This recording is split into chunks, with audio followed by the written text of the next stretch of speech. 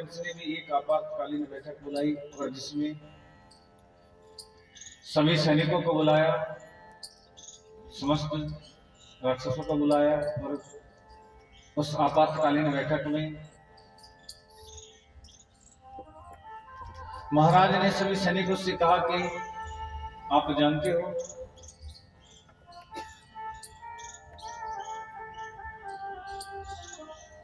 देवकी का अष्टम पुत्र मेरा जो शत्रु है वो इस बीज के अंदर जन्म ले चुका है।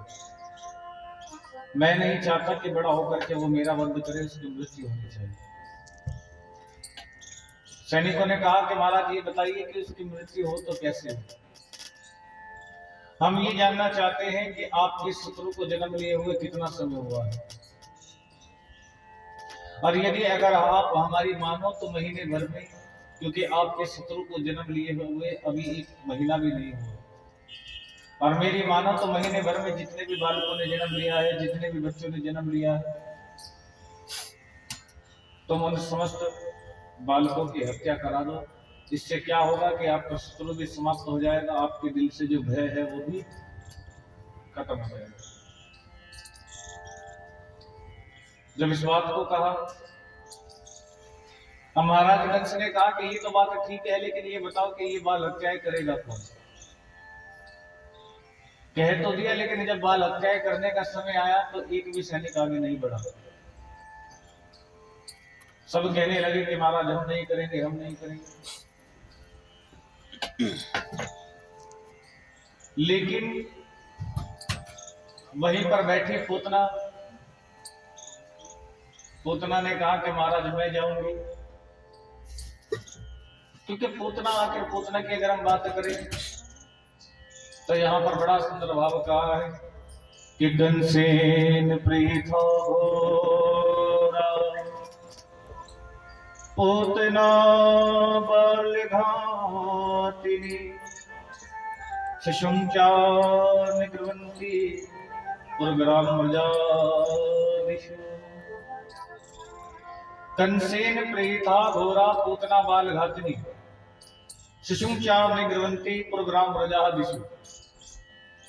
तो यहां पर कहा है पूतना बालघातिनी, पूतना को कहा है यहां पर बालघातिनी, और बालघातिनी उसको कहा जाता है जो छोटे छोटे बालकों का वध कर देती है, अर्थात छोटे बालकों को मार देती है, वो पूतना है। महाराज कंस ने कहा कि पूतना आप कह तो रही हो जाने के लिए, लेकिन ये बताओ तुम्हारा इतना भयंकर चेहरा है, इतने बड़े बड़े दांत हैं, तुम कैसे जाओगे? कौन आप तुमको अपने घर में जाने देगा? कोई घुसने देगा अपने घर में? अब पूतना ने कहा कि महाराज मैं ऐसे नहीं जाऊंगी। तो कैसे जाऊंगा? मैं अपने स्वरूप को बदल करके जाऊंगा। अभी मेरा स्वरूप जो है ना वो एक राक्षसनी का स्वरूप है, लेकिन जब मैं अपने स्वरूप को बदल करके जाऊंगी तो कोई पहचानेगा नहीं। अब पूतना ने क्या किया कि अपने स्वरूप को बदलने के लिए सुंदर श्रृंगार किया, क्योंकि अर्थात होता है ना कि जो श्रृंगार होता है वो अच्छी से अच्छी स्वरूप को बदल देता है। कहते हैं ना कि किसी का भी स्वरूप होता है तो श्रृंगार करने से वो जो स्वरूप है उसकी सुंदरता और बढ़ जाती है। अब पूतना ने भी सुंदर श्रृंगार किया, अर्थात सुंदर सुंदर वस्त्रों को पहना। कहते हैं ना कि भैया पहनने से, कपड़े पहन लेने से या श्रृंगार करने से केवल स्वरूप बदल सकता है। ये होता है बाहरी श्रृंगार होता है, जिससे बाहर की सुंदरता बनती है, लेकिन भीतर की यदि अगर सुंदरता बनती है तो वो बाहर के श्रृंगार से नहीं बनती। अब पूतना थी तो राक्षसी, लेकिन सुंदर श्रृंगार करके पूतना ने क्या किया कि अपने स्वरूप को बदल दिया ताकि कोई मुझको ना पहचाने। लेकिन हम लोग भी देखते हैं ना, और ये जो पूतना थी जब श्रृंगार करके आई ना, अब सोचने लगी कि उसको कैसे मारा जाएगा। अगर वो नारायण मिल गया, वो शत्रु मिल गया, तो मैं उसको कैसे मारूंगी।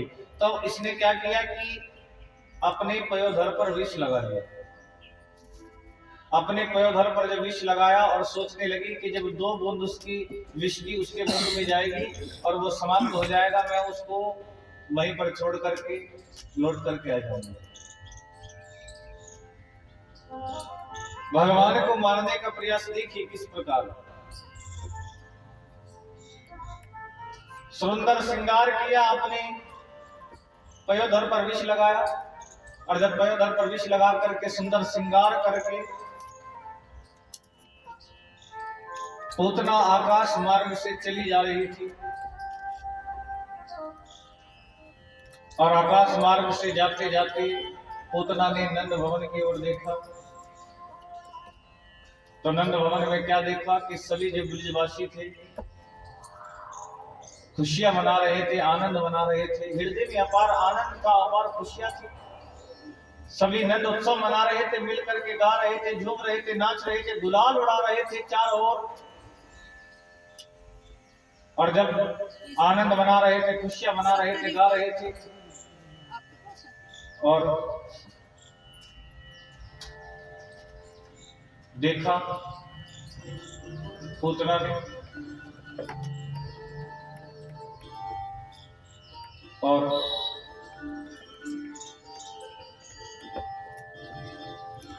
कि यहाँ पर सब उत्सव मना रहे हैं, नाच रहे हैं, गा रहे हैं। तो पूतना ने सोचा कि हो सकता है कि यहीं पर उस नारायण ने जन्म लिया, यहीं पर देवकी के अष्टम पुत्र ने जन्म लिया। और जब इस बात को देखा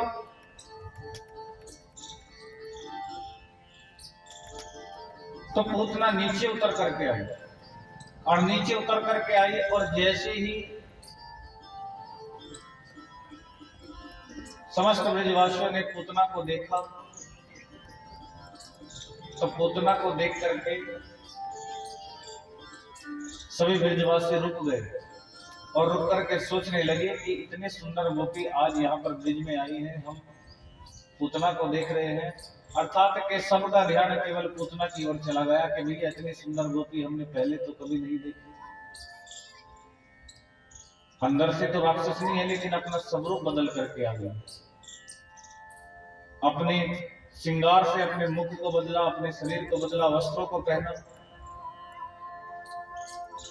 सुंदर स्वरूप बदल करके पहुंच गई। और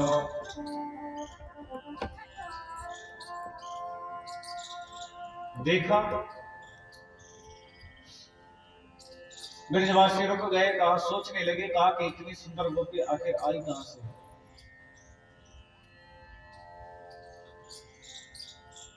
तभी एक गोपी ने कहा कि हो सकता है कि यशोदा के बचपन की सहेली हो, सो मिलने आई हो। चलो रास्ता तो जाने दो। पूतना को रास्ता दिया, मैया के कक्ष की ओर पहुंची। तो मैया ने भी सोचा कि हो सकता है कि यशोदा के बचपन की सहेली हो, सो मिलने आई। मैया ने हाथ जोड़ करके कहा कि आओ बहन, कैसे आना हुआ। पूतना ने कहा कि सो कैसे आना होता, सो लाला भयो है, दर्शन करने के लिए आई। मैया ने कहा कि आप सबकी कृपा से ही तो लाला भयो है, खूब दर्शन दे करके जाना मेरे लाला। और जब इस बात को कहा,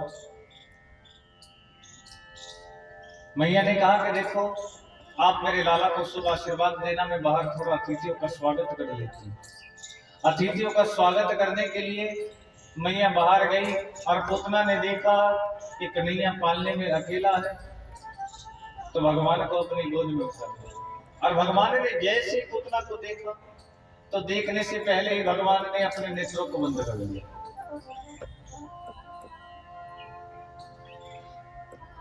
यहाँ पर परीक्षित ने पूछा,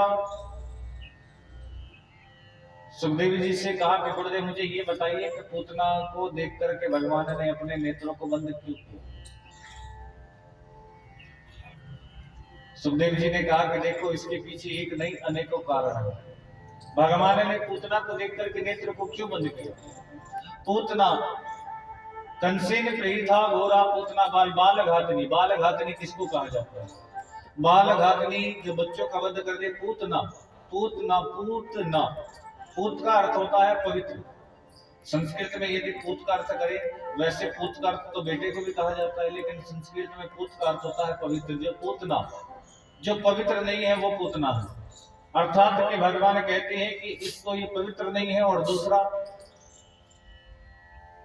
मैंने जैसा इसको बनाया है वैसा बन करके मेरे सामने नहीं आई, ये स्वरूप को बदल करके आई।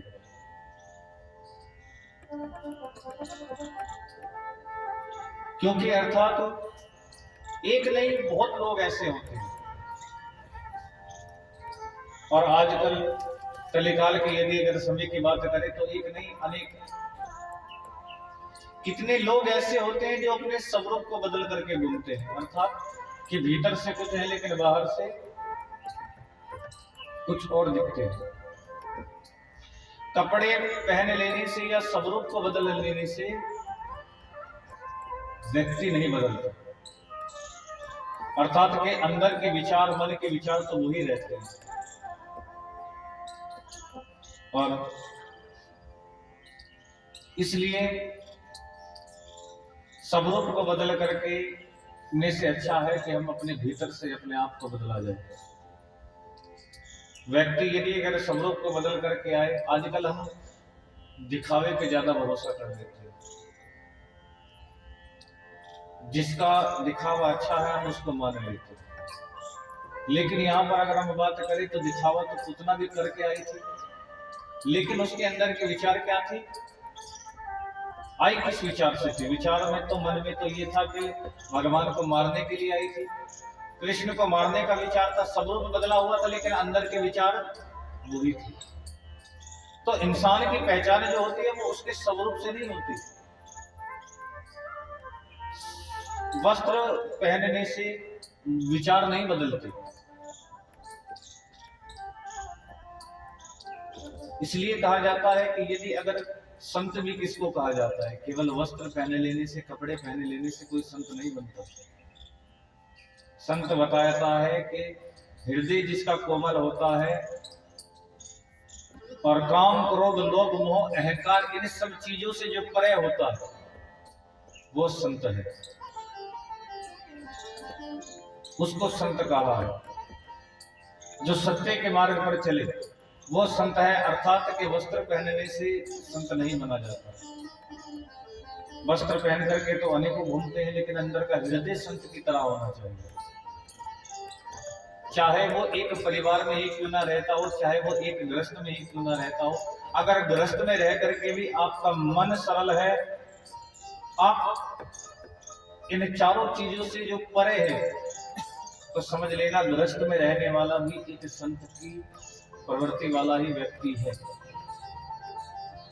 क्योंकि इंसान की पहचान एक से नहीं कई प्रकार से की जाती है। 3 प्रकार है व्यक्ति की पहचान करने के, नेत्रम, वक्तम, विकारिणम। अर्थात कि इन 3 चीजों से व्यक्ति की पहचान होती है। आज स्वयं मैया यशोदा भी पूतना को देख करके नहीं पहचान पाई, मैया भी उसके स्वरूप पर रिझ गई। इतनी सुंदर गोपी आ गई। प्रथम मैंने 3 कारण बताए थे, 3 चीजों से व्यक्ति की पहचान होती है, नेत्रम, वक्तम, विकारिणम। पहला है नेत्र, नेत्रों से इंसान की पहचान होती है। कुछ लोग कहते हैं ना कि भैया हम तो उसके नेत्र देख करके ही बता देते हैं किस प्रकार का व्यक्ति। नेत्रम, वक्तम। दूसरा है बोलना, बोलने से भी इंसान की पहचान होती है। नेत्रम, वक्तम, विकारिणम। विकारिणम अर्थात कि यदि अगर हम मैं दूसरी लैंग्वेज में कहूँ तो विकारिणम करता है जिसको हम बोलते हैं बॉडी लैंग्वेज आती है। चलता कैसे है, बैठता कैसे, सोता कैसे, खाता कैसे है। इन 3 चीजों से व्यक्ति की पहचान की जा सकती है। भगवान ने पहला कारण तो ये भी हो सकता है, इसलिए भगवान ने अपने नेत्रों को बंद कर लिया हो कि जैसा बनाया है वैसा बन करके नहीं। दूसरा कारण ये भी बताया है पूतना। मैंने भी बताया था ना कि जो पवित्र नहीं है वो पूतना है, इसलिए हो सकता है कि जो पवित्र नहीं है उसको क्या देखना है, नेत्र बंद कर लिया। सुखदेव जी ने कहा कि तीसरा कारण ये भी है, भगवान ने इसलिए भी नेत्रों को बंद किया होगा कि भगवान सोच रहे हैं 24 अवतारों में 2 अवतार सर्वश्रेष्ठ है, राम और कृष्ण। और राम अवतार में सबसे पहले ताड़का को मारना पड़ा और यहाँ पर ये पूतना। और ये भी एक कारण ये भी है, भगवान सोच रहे होंगे हम तो आए हैं दूध दही माखन ग्रहण करने के लिए, यहाँ तो बचपन में ही ये पूतना अपने पयोधर पर विष लगा करके आ गए, यहाँ तो बचपन में ही विष पीने की नौबत आ गई। यहाँ पर कहा कि देखो एक कारण ये भी हो सकता है, भगवान प्रभु भगवान शिव को याद कर रहे हो कि प्रभु आपको तो विष पीने का पूर्णतः अभ्यास है, आप आकर के मेरे हृदय में विराजमान हो जाइए और आप आकर के इस विष को पीजिए, बाकी जो दूध है उसको तो हम पी जाए। एक कारण ये भी हो सकता है, और दूसरा कारण ये भी हो सकता है कि भगवान नेत्र बंद करके सोच रहे हो कि ये पूतना अपने पयोधर से मुझको दूध पिलाएगी, लेकिन दूध किसके आंचल से पिया जा सकता है? मां। और जब ये अपने पयोधर से दूध भी पिलाएगी विष भी पिलाएगी, तो अब ये है तो राक्षस नहीं, तो फिर मुझे इसको मारना भी पड़ेगा। अब जब मैं इसको मारूंगा और मारने के बाद मैं इसको स्वर्ग भेजूंगा या नरक भेजूंगा, ये सोचना। अगर मैंने इसको मारने के बाद नरक भेज दिया तो लोग कहेंगे कि जिसने दूध पिलाया उसको नरक भेज दिया, क्या जरा सा भी मां का भाव नहीं आया? अब मैं इसको स्वर्ग में भी नहीं भेज सकता, अगर इसको स्वर्ग भेज दिया तो जितने भी मेरे प्रेमी हैं सब खड़े होकर के आ जाएंगे और कहेंगे कि देखो पूतना जहर पिलाने आई तो आपने इसको स्वर्ग भेज दिया, और हम इतने वर्षों से आपकी तपस्या करते हैं तो हमें क्या कांटे लगे। भगवान कहते हैं कि ना तो मैं इसको स्वर्ग भेजूंगा और ना मैं इसको नरक भेजूंगा, कहा कि मैं पूतना को वही गति दूंगा जो बाद में मां यशोदा को मिलने वाली है, केवल मां की गति ही मैं पूतना को प्रदान करूंगा। और एक कारण रहा कि ये भी हो सकता है भगवान सोच रहे हो कि कहीं पूतना से मेरे नेत्र न मिल जाए, नेत्र मिल गए तो मैं कैसे वध करूंगा, क्योंकि यदि अगर जिसके भी भगवान से नेत्र मिल जाते हैं समझ लेना या तो वो भगवान में ही होकर के रह जाता है, भगवान उसके हो जाते हैं। क्योंकि आज भी वृंदावन जाते हैं ना, ठाकुर जी का दर्शन किया है, किस किसने किया है? सबने ठाकुर जी का दर्शन किया है। आपने देखा होगा ना, वहां जाते हैं तो हर 10 मिनट में पर्दा लगाया जाता है, भगवान को लगता है ना पर्दा लगाने का अर्थात यही है कि यदि अगर खड़ा होकर के वहां पर कोई 10 मिनट भगवान को निहार ले, या तो भगवान उसके हो जाते हैं या तो वो भगवान का हो जाता है। इसलिए हर 10 मिनट में पर्दा लगाया जाता है कि कहीं भगवान से नेत्र ना मिल गए, अगर नेत्र मिल गए तो भैया फिर जैसे हम देखें ना, अगर हम बात करें मीरा के विषय में, आप सभी ने सुना तो होगा, जैसे मीरा के नेत्र मिल गए थे ना, और नेत्र मिल गए तो कहा कि मेरे तो केवल गिरधर गोपाल है और कुछ नहीं। एक बार भक्ति अगर लग जाती है हृदय में, जैसे मीरा के लो लग गए, मीरा की भक्ति लग गई, तो फिर वो छूटने वाली नहीं है। और ये जो मीरा है ना, अगर हम मीरा के जन्म की बात करें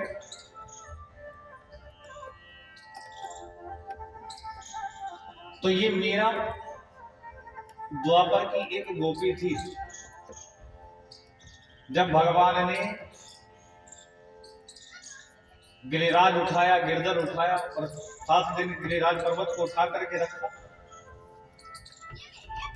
तो जितने भी गिरिवासी थे सब गिरिधर भगवान के, गिरिराज भगवान के दर्शन करने के लिए आ रहे थे। सब गिरिराज भगवान के गिरिधर के दर्शन करने आ रहे थे, सभी ब्रजवासी दूर दूर से आ रहे थे। अब मेरा ये जो गोपी थी ना, अब इसने भी बड़ा प्रयास किया कि चलो मैं भी भगवान के, बड़ा मन में विचार था भगवान के दर्शन करके आऊं, लेकिन परिवार वालों ने, सास ननद आदि ने जाने नहीं दिया, और उस विरह अग्नि को अपने हृदय में लेकर के रोने लगी, बैठ करके रोए जा रही है, रोए जा रही है। तब भगवान ने आकर के सपन में आकर के दर्शन दिए मीरा को, और दर्शन दे करके कहा, मीरा ने कहा कि देखो प्रभु, मेरा बड़ा मन था कि मैं आपका आकर के दर्शन करूं। भगवान ने कहा कि देखो ये जो विरह की अग्नि है ना, आप मुझसे यदि अगर मुझे देखना चाहती थी, इस युग में माना कि आपको बंधनों में बंधी हो, लेकिन आपकी मैं इस इच्छा को भी पूरा करूंगा। और तब द्वापर के बाद मीरा 4500 वर्ष पूर्व जोधपुर जिले की मेड़ता गांव में मीरा का जन्म हुआ। और जब छोटी थी ना, मीरा छोटी थी, तो एक संत उनके घर पर आए। और जब संत घर पर आए तो संत के पास सुंदर भगवान की एक प्रतिमा थी, सुंदर ठाकुर जी थे। और वो संत उन ठाकुर जी की सेवा किया करते थे। और जब ठाकुर जी की सेवा किया करते थे तो मीरा ने जब भगवान को देखा, तो भगवान को देख करके मीरा के हृदय में इतना प्रेम उमड़ा। और प्रेम जब मीरा के हृदय में उमड़ा तो समझो कि मीरा 4500 वर्ष पूर्व पहुंच गई। बार बार अनुग्रह किया, संत से कहा कि ये आप भगवान मुझे दे दीजिए, भगवान की मूर्ति मुझे दे दीजिए, लेकिन संत ने नहीं दी। संत वहां से चले दिए और मीरा रोने लगी और रोने लगी, ना खाए ना पिए। अब माता पिता ने देखा तो क्या करे, तो संत के स्वप्न में रात्रि भगवान ने आकर के दर्शन दिए और भगवान ने कहा कि जिस मूर्ति को तुम मीरा से लेकर के आ रहे हो ना, इस मूर्ति को मीरा को देकर के आना है तुमको। ये स्वयं मेरा आदेश है। और जब संत ने, भगवान ने स्वयं संत के सपने में आकर के आदेश दिया तो दौड़ करके गए और जाकर के मीरा को उस मूर्ति को दे दिया। और मूर्ति को देकर के कहा कि केवल सेवा तो हमने की है, कहा कि सेवा हमने की है, लेकिन फल तो मीरा केवल तुमको प्रदान हुआ है। और केवल ये तुम्हारा ही भाव है कि भगवान तुम्हारे पास लौट करके आए हैं। और उस मूर्ति को लेकर के मीरा ने हृदय से लगा करके रखा और भगवान की सेवा करनी प्रारंभ कर दी। एक बार घर के सामने से कोई बारात जा रही थी। अब मीरा छोटी थी तो दादी जी से पूछा, कहा कि ये बारात जा रही है, ये विवाह हो रहा है। तो जैसे बच्चे छोटे पूछ लेते हैं ना, तो मीरा ने अपनी दादी से पूछा, कहा कि ये बताइए कि मेरा विवाह किसके साथ होगा, मेरी बारात कब जाएगी, मेरा विवाह किसके साथ होगा।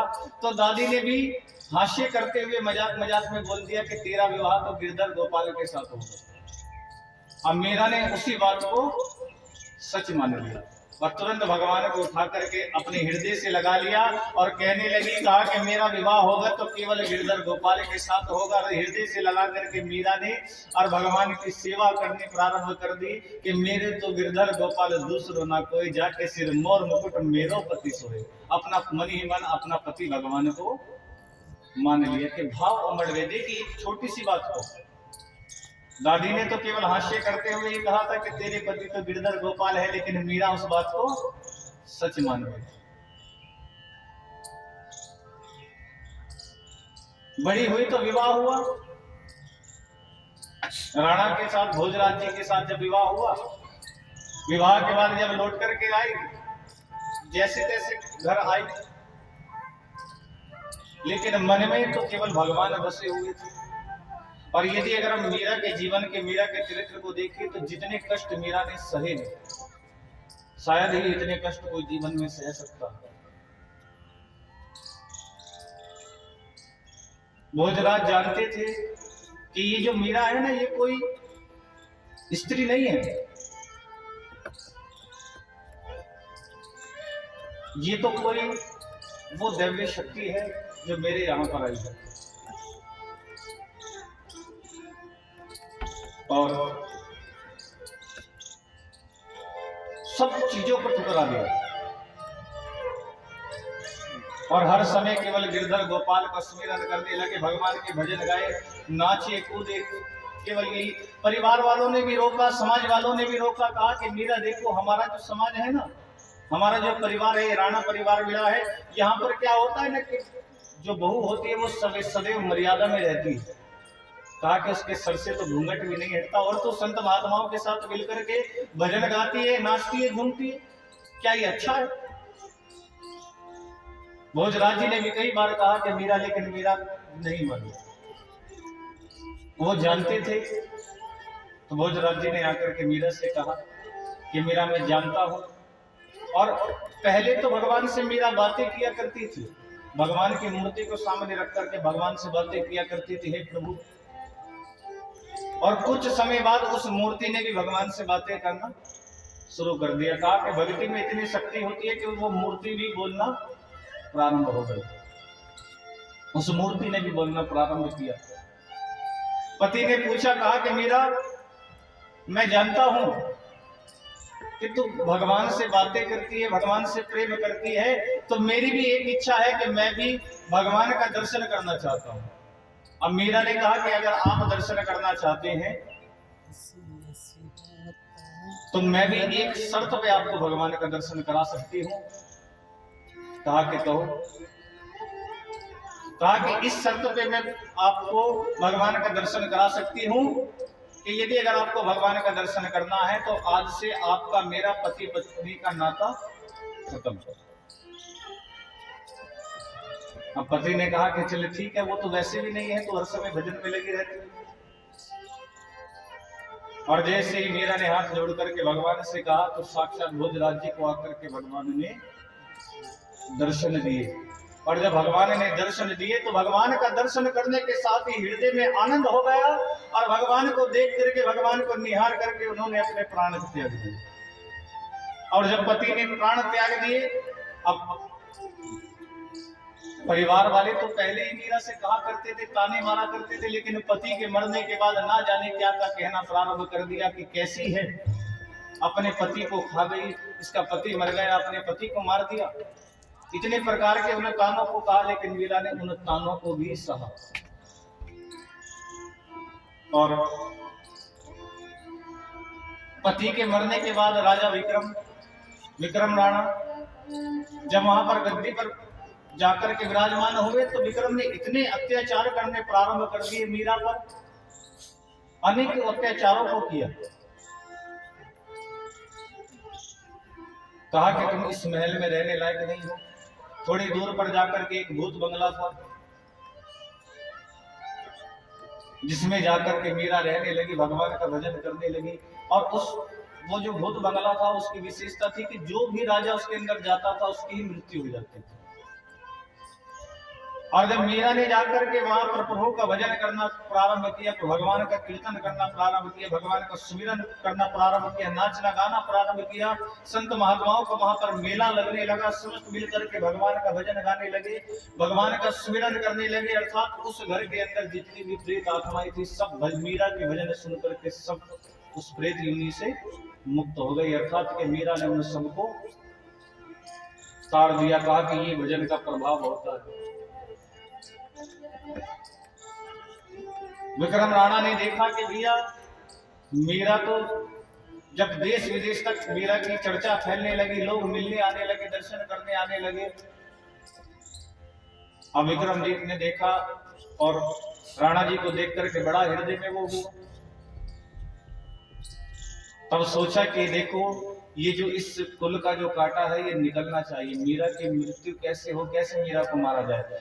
अब मैं ठहरा, अगर मैं मीरा का वध करता हूं तो मेरे हाथ कलंकित हो जाएंगे। तो वहीं पर रहने वाले पुजारी ने कहा कि देखो यदि अगर आप मीरा को मारना चाहते हो ना तो मीरा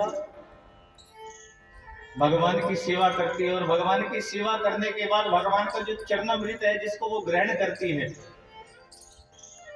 अगर आप उस चरणामृत में विष मिला करके, जहर मिलाकर के मीरा को पिलाओगे ना तो मीरा उस चरणामृत को, क्योंकि वो जो भगवान का चरणामृत होगा, माना कि इसमें जहर मिला हुआ है, लेकिन मीरा उस चरणामृत को कदापि मना नहीं करेगा और आपके ऊपर कलंक भी नहीं लगेगा।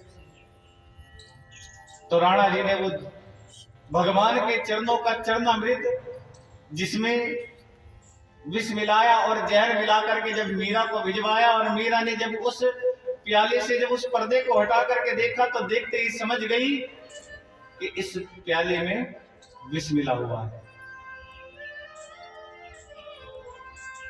और जब उस प्याले में विष मिला देखा, कहा कि भगवान के चरणों का चरणामृत है, लेकिन मीरा ने उस प्याले को, उस जहर को भी भगवान का स्वरूप समझ करके और उस जहर के प्यालों को भी पीना प्रारंभ कर दिया। और उस जहर के प्याले को पिया तो समझ लेना कि वो जहर का प्याला भी अमृत बन गया।